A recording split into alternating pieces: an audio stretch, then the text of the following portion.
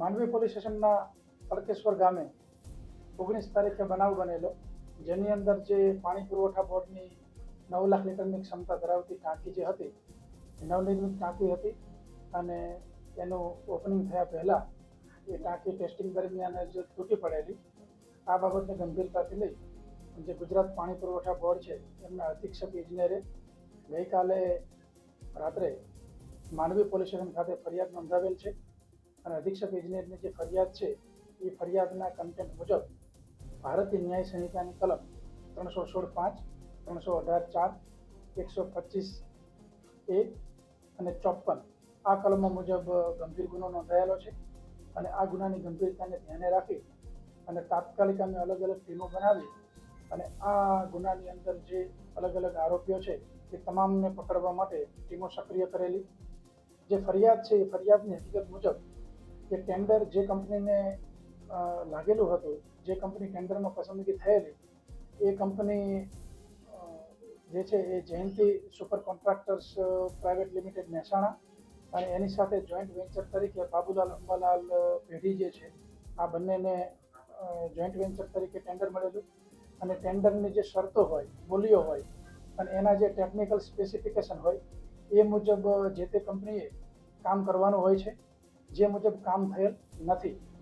અને જે પીએમસી જે છે project monitoring consultancy company, A Mars planning and engineer system અમદાવાદની કંપની છે, એ ટેન્ડરમાં સિલેક્ટ થયેલી. એ કંપનીનું કામ એ છે કે એ કંપનીએ જે ડિઝાઇન મુજબ, ડ્રોઈંગ મુજબ, ટેકનિકલ સ્પેસિફિકેશન મુજબ અને જે માલ સામાનની ગુણવત્તા જે ટેન્ડરમાં નિયત થયેલી હોય એ ગુણવત્તા મુજબનો માલ સામાન વપરાયેલ છે કે કેમ એનું સમયાંતરે સાઇટ ઉપર જઈ ચેકિંગ કરી અને એને પ્રમાણિત કરવાનું હોય છે અને એ પાણી પુરવઠા વિભાગને આપવાનું હોય છે, જે મુજબનું એક કંપનીએ કામગીરી કરેલ નથી. અને જે એન્જિનિયર છે, એક્ઝિક્યુટિવ એન્જિનિયર અને ડેપ્યુટી એન્જિનિયર, જે લોકોની ફરજની અંદર જે અગત્યની બાબત એ છે કે એમણે પણ જે ટેન્ડરની જે કન્ડિશન્સ છે અને બોલીઓ છે, એમનો જે કરાર છે એ મુજબની જે શરતો છે એ મુજબ જે કામગીરી થાય છે કે કેમ એનું એ લોકોએ ચુસ્તપણે સુપરવિઝન કરવાનું હોય છે અને એ મુજબનું સુપરવિઝન થાય ત્યારબાદ એનું બિલિંગ પાસ થાય અને ત્યારબાદ જે તે પેઢીને એને લગતી એમાઉન્ટ મળે અને યોગ્ય ચકાસણી કરી અને જે ચોક્કસ ગુણવત્તાવાળો જે માલસામાન વાપરવાનો છે એ વપરાયો છે કે કેમ એ મુજબનું એમને ટેસ્ટિંગ કરવાના હોય છે અને ત્યારબાદ એમને આખરી કાર્યવાહી કરવાની હોય છે. તો આ પ્રકારની જે બેદરકારી, નિષ્કાળજી, સરકાર સાથેનો ગુનાહિત વિશ્વાસઘાત, છેતરપિંડી, આ તમામ પ્રકારની જે બાબતો છે એવા ગુનાહિત કૃત્ય કરેલ છે અને આ ગુનો દાખલ કરવામાં આવ્યો છે. આ ગુનો જો દાખલ કર્યો એની અંદર જે આરોપીઓ અમે પકડ્યા છે એમાં જયંતિ સુપર કન્સ્ટ્રક્શન્સ પ્રાઇવેટ લિમિટેડના જે મેનેજિંગ ડિરેક્ટર છે જયંતિભાઈ પટેલ એ, અને એનું જે જોઈન્ટ વેન્ચર છે બાબુલાલ અંબાલાલની જે પેઢી છે એમાં બાબુલાલ અંબાલાલ પટેલ પોતે અને એમના ભાગીદાર તરીકે ધવલભાઈ અને જસ્મીનભાઈ, એટલે ટોટલ આ 4 આરોપી.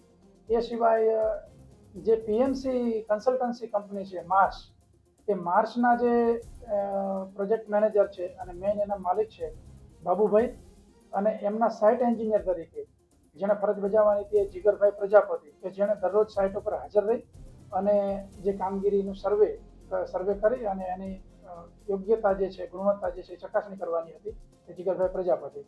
આટલા લોકોની ધરપકડ કરેલ છે. એ સિવાય એક્ઝિક્યુટિવ એન્જિનિયર જે છે અંકિતભાઈ ગરાસિયા, કે જેમની એ પ્રાથમિક ફરજ છે કે પોતાના જે સત્તા ક્ષેત્રની અંદર જે કંપની કામ કરી રહી છે એ કંપની યોગ્ય રીતે કામ કરી રહી છે કે કેમ, પબ્લિક માટે જે કામ કરી રહી છે, સરકાર જેની માટે પૂરતા ફંડ આપે છે એ ફંડનો યોગ્ય રીતે ઉપયોગ થઈ રહ્યો છે કે કેમ, અને ટેન્ડર જે કંપનીને લાગેલું છે તો ટેન્ડરના જે તમામ સ્પેસિફિકેશન છે અને તમામ શરતો છે એનું ચુસ્તપણે પાલન જે તે કંપની કરી રહી છે કે કેમ એ ચકાસવાની જવાબદારી એમની હતી, જેમાં એ લોકોએ બેદરકારી અને નિષ્કાળજી દાખવેલ છે. તો એમની પણ ધરપકડ કરવામાં આવેલી છે. અને એમના જે ડેપ્યુટી એન્જિનિયર છે જયભાઈ ચૌધરી, એની હાલ અમે તપાસ કરી રહ્યા છીએ અને એમની પણ આગળ જે કંઈ કાયદેસર કાર્યવાહી કરવાની થતી હશે એ તમામ કાર્યવાહી કરવામાં આવશે. સર, પ્રાથમિક દ્રષ્ટિએ જે આરોપીઓ બનાવવામાં આવ્યા છે એ લોકો કઈ રીતે સમૂહ મળીને ગુનાહિત કૃત્ય કર્યું છે અને બીજા કોઈ અધિકારીઓ આમાં સામેલ છે કે કેમ? જો જે સરકારી પદ્ધતિ મુજબ જે ટેન્ડર થતા હોય છે અને ટેન્ડરની અંદર અલગ અલગ કંપની એપ્લાય કરતી હોય છે અને એપ્લાય કર્યા બાદ જે વ્યાજબી જણાય આવે અને એને જે ટેન્ડર લાગે એ ટેન્ડરમાં જે સિલેક્ટ થાય એ મુજબ આની અંદર જે બે કંપનીનું જોઈન્ટ વેન્ચર છે, મેં આપને જે કીધું એ મુજબ જયંતિ સુપર કન્સ્ટ્રક્શન્સ પ્રાઇવેટ લિમિટેડ અને જે બાબુલાલ અંબાલાલની પેઢી છે એમને સિલેક્ટ થયેલું. અને એમનું મોનિટરિંગ કરવાનું કામ જે છે કન્સલ્ટન્સી કંપનીનું, એ કન્સલ્ટન્સી કંપનીએ મોનિટરિંગ યોગ્ય રીતે કર્યું નથી. એટલે જે તે એજન્સીઓ જે છે, કંપની જે છે એની સાથે આ એજન્સીનું મેળાપીપણું છે. અને એ લોકોએ યોગ્ય કામ કરવાની જવાબદારી, આખરી જે જવાબદારી છે એ જે તે મતલબ ગુજરાત પાણી પુરવઠા બોર્ડના જે ડેપ્યુટી એન્જિનિયર અને એક્ઝિક્યુટિવ એન્જિનિયર છે એમની રહે છે. તો એમને પણ એમની કામગીરીની અંદર, એમની ફરજની અંદર નિષ્કાળજી દાખવેલ છે અને બેદરકારી દાખવેલ છે. એટલે સંયુક્તપણે આ તમામ લોકોના મેળાપીપણા એની અંદર અધિકારી આવી ગયા, એન્જિનિયર આવી ગયા અને જે તે કંપનીના જે મેનેજમેન્ટ છે તમામ લોકો આવી ગયા. અને એ સિવાય પણ આ તપાસની અંદર અમે બિલકુલ બાંધછોડ કરવાના નથી. ડિટેલમાં ચેકલિસ્ટ બનાવેલ છે, તમામ વૈજ્ઞાનિક પુરાવા એકઠા કરેલ છે. આની અંદર અમે FSLની, SVNITની, ગુજરાત એન્જિનિયરિંગ રિસર્ચ ઇન્સ્ટિટ્યૂટની તમામ ટેકનિકલ મદદ લઈ રહ્યા છીએ. અને બિલકુલ વૈજ્ઞાનિક ઢબે તપાસ થાય અને તમામ પુરાવા મેળવી અને નામદાર કોર્ટમાં ચાર્જશીટ દાખલ કરવામાં આવશે. અને કોઈ પણ આરોપી આ જે ગુનાહિત કૃત્ય છે, ખૂબ ગંભીર ગુનાહિત કૃત્ય છે, એની અંદર કોઈ પણ વ્યક્તિ સંકળાયેલો હશે તો એને બક્ષવામાં નહીં આવે. બીએનએસની કલમો હેઠળ જે ગુનો નોંધાયો છે એમાં કઈ પ્રકારની સજાની જોગવાઈ પણ છે? બીએનએસની કલમ જે 316(5) છે એની અંદર 10 વર્ષથી લઈ અને જન્મટીપ સુધીની સજા છે. જે 318(4) છે એની અંદર 7 વર્ષ સુધીની સજા છે. અને અન્ય જે કલમ છે 125(1) એમાં જે ટાંકી પડી ગઈ એના કારણે 3 જેટલા જે બેન મજદૂર હતા એમને સામાન્ય નાની મોટી કોઈ ઈજા થયેલી, એ પ્રકારની કલમ છે. અને જે 54 કલમ છે એ 54ની કલમ જે છે એ તમામ લોકોએ આંતરિક મદદગારી કરેલી છે અને જેના કારણે આ ગંભીર પ્રકારની ઘટના બનેલ છે એ કલમ છે. એટલે તમામ કલમમાં અલગ અલગ સજાની જોગવાઈ છે અને ખૂબ ગંભીર જોગવાઈ છે. બંને જે અધિકારી સરકારી પકડાય છે, કાર્યપાલક ઇજનેર, નાયબ એમની મિલકતોની કે બધી કોઈ ચકાસણીની વાત છે? હાલમાં અમે એ તપાસ કરી રહ્યા છીએ કે આ ઘટનાની અંદર એમની ગુનાહિત બેદરકારી શું છે, એમનું ગુનાહિત કૃત્ય કે કાર્યલોપ શું છે એ તપાસ કરી રહ્યા છીએ. ત્યારબાદ જો અન્ય કોઈ બાબતો ધ્યાનમાં આવશે કે કેટલું એમને પેમેન્ટ કરવામાં આવેલું છે, એ પેમેન્ટમાંથી કેટલું એમને માલસામાન ખરીદ્યો, યોગ્ય ગુણવત્તાવાળો માલસામાન ખરીદ્યો છે કે કેમ, એ પ્રકારના અમે ટેકનિકલ અભિપ્રાય પણ લઈશું. અને તમામ પ્રકારના સેમ્પલ થઈ અને એનો લેબ ટેસ્ટિંગ થઈ અને રિપોર્ટ આવશે. એ રિપોર્ટને આધારે પણ ડિટેલમાં ચકાસણી કરવામાં આવશે. અને અન્ય કોઈ આપે જે કીધું એ પ્રકારની કોઈ ગુનાહિત પ્રવૃત્તિ થઈ છે કે કેમ, તો એની પણ તપાસણી કરવામાં આવશે.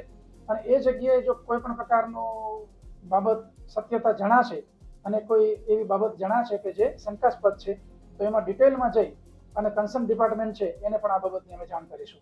સર, પ્રાથમિક દ્રષ્ટિએ જે મટીરિયલ યુઝ કરવામાં આવ્યું છે એમાં કોઈ ભેળસેળ લાગી રહી છે ટાંકી બનાવવામાં? હાલમાં આજે જ SVNITની ટીમ જે છે અને પાણી પુરવઠા બોર્ડની જે વિજિલન્સ ટીમ છે અને અમારા DYSP, RMBના સિવિલના અધિકારી, તમામ એના એક્સપર્ટ જે છે એ જગ્યા ઉપર સવારથી સક્રિય છે. અને એના જે સેમ્પલ લેવાઈ રહ્યા છે એ સેમ્પલ એમની અલગ અલગ લેબોરેટરીમાં જશે અને એના આધારેનો જે ફાઇનલ પૃથ્થકરણ અહેવાલ આવશે એની અંદરથી બધી જ ખબર પડી જશે કે જે સેમ્પલ વાપરવા પાત્ર હતું એવું જ વાપર્યું છે વસ્તુ, કે લોખંડ, સિમેન્ટ, રેતી, અંદર જે કંઈ વસ્તુઓ વપરાય છે એ યોગ્ય ગુણવત્તાવાળી વપરાયેલ છે કે કેમ, એ બધી જ એના આધારે ખબર પડી જશે અને એના આધારે આગળ અમે કાર્યવાહી કરીશું.